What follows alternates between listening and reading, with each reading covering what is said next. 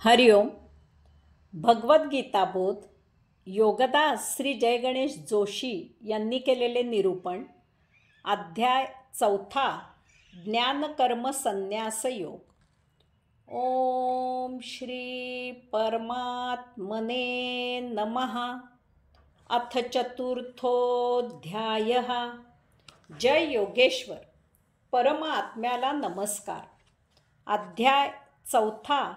श्लोक क्रमांक 31. यज्ञशिष्टामृत भुजो यान्ति ब्रह्म सनातनम नायं लोकस्य यज्ञस्य कुतोऽन्य कुरु सत्तम.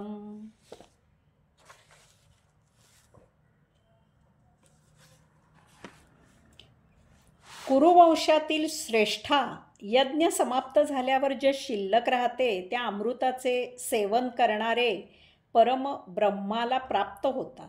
जे यज्ञ करत नाही ते प्राप्तलोकी मुक्त होत नाही. अशांना परलोकी मुक्ती कशी मिळणार? भगवंत श्री सांगत आहेत की यज्ञ समाप्त झाल्यावर जे शिल्लक राहते त्या अमृताचे सेवन करणारे परम ब्रह्माला प्राप्त होतात. यज्ञात दान केले जाते, तेथे येणाऱ्या याचकाला विनमुख पाठवायचे नसते.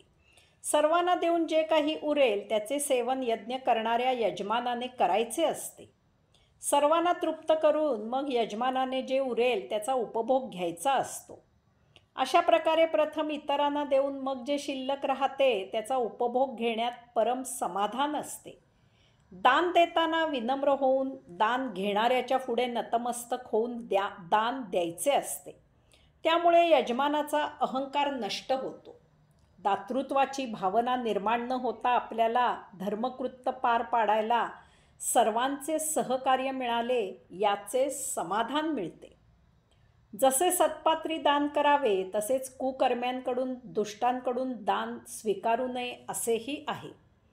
त्यामुळे आपण जरी दान द्यायला तयार असलो तरी ते घ्यायला इतर तयार असणे हाही दान देणाऱ्याचा महिमा असतो. ते त्याचे भाग्य असते की तो योग्य दाता आहे. दुर्वास मुनींनी दुर्योधनाकडे 1 महिना पाहुणचार घेतला. त्यामुळे त्यांना दुर्योधनाच्या इच्छेमुळे वनवासात असलेल्या पांडवांकडे आपल्या 1,000 शिष्यांसह अचानक जाऊन भोजनाची इच्छा व्यक्त करून त्यांची सत्वपरीक्षा घेण्याची कुबुद्धी झाली. कारण दुष्टाकडील अन्नाने दुर्वास ऋषींच्या शरीरात दुष्टबुद्धीने कुबुद्धी निर्माण केली. भगवंत श्री शिष्टाईसाठी कौरवांकडे गेले असताना त्यांनी दुर्योधनाच्या राजमहाली मुक्काम न करता अतिगरीब अशा विदुराकडे मुक्काम केला. भगवंत श्रींनी राजमहाली शाही पाहुणचाराचा स्वीकार केला नाही, कारण तो पाहुणचार दुष्टबुद्धी दुर्योधनाचा होता. त्याऐवजी त्यांनी गरीब अशा विदुराकडे साधा परंतु सात्विक अन्नाचा पाहुणचार मोठ्या समाधानाने स्वीकारला. इतरांना आपल्या कष्टाने खायला घालण्यात एक महान मानसिक समाधान असते. त्यामुळे आपल्याकडे जे आहे त्याचे इतरांना दान करून मग जे उरते ते अमृता समान वाटते, कारण त्यामध्ये पूर्ण समाधान भरलेले असते.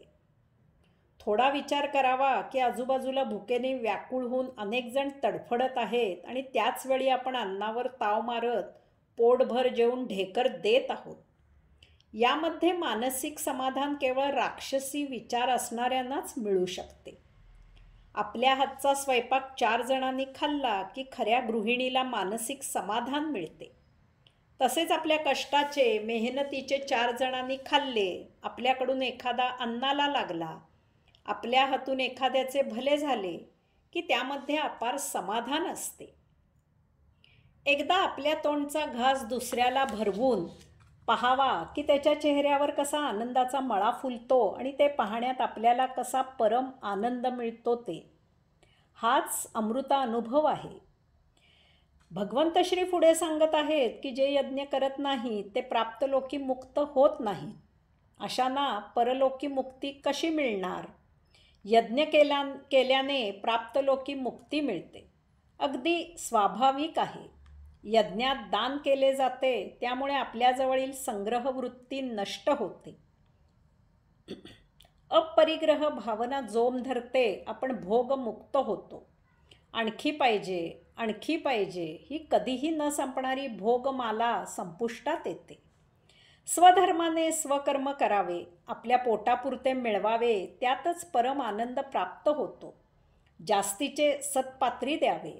आपण काही दिले आहे हे ते दिल्यावर लगेचच विसरावे आणि ते आपल्या स्मृतीतून पुसले जावे. म्हणजे आपण काही देत आहोत हा भाव राहत नाही. त्यामुळे नेहमी देण्याचीच भावना राहते. यामुळे भोग संपुष्टात येतात. नवीन भोग निर्माण होत नाहीत. शरीर त्यागाचे वेळी आत्मा मुक्त असतो, तो अमृताला प्राप्त होतो. परंतु जे यज्ञ करत नाहीत त्यांचे भोग संपत नाहीत. दुसऱ्याला न देण्याच्या प्रवृत्तीमुळे स्वार्थ बळावतो. सतत भोग लालसा निर्माण होत असते. याला अंत नसतो. स्वार्थामुळे कर्म करताना निस्वार्थी, निरपेक्ष, निष्काम भावनेने कर्म होत नाही. यामुळे दुसऱ्याचा विचार होत नाही.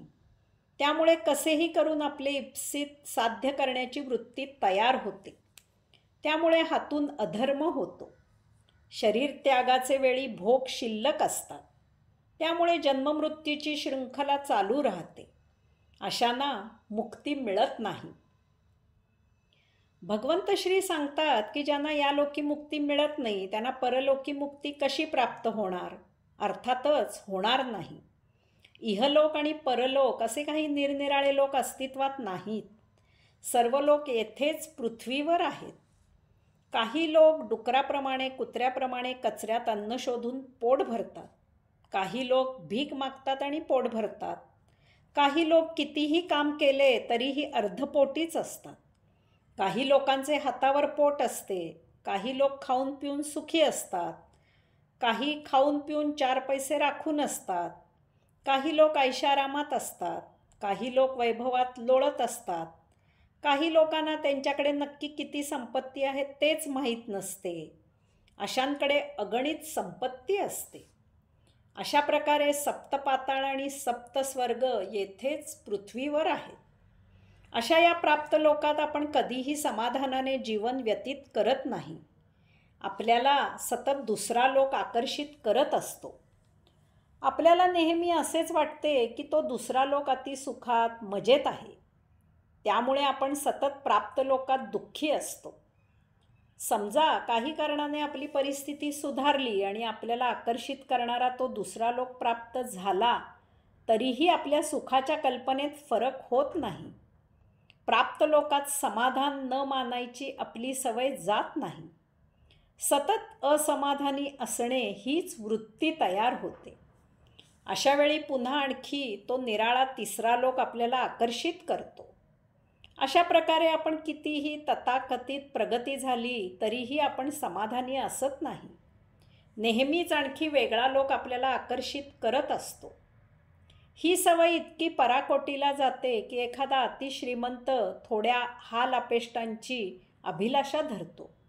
त्याला त्याची श्रीमंती बोचू लागते. त्याला गरिबी आकर्षित करू लागते. यास्तव नेहमी प्राप्त परिस्थितीत समाधानी असावे. नेहमीच दुसरी जागा ही पहिल्या जागेपेक्षा काटेरी असते. तेव्हा पहिली जागा सोडायचे कारण नसते. हे ज्ञानाने जाणून लक्षात घ्यावे. आपले प्राप्त जीवन नेहमीच उत्तम असते नव्हे, ते सर्वोत्तम असते. तीच योगेश्वरांची इच्छा असते. जे मिळाले आहे तेच योग्य आहे, तेच आपले जीवन समृद्ध करणारे आहे, ही भावना ठेवावी. तीच कैवल्यानंदी जीवनाची किल्ली आहे. हरिओम.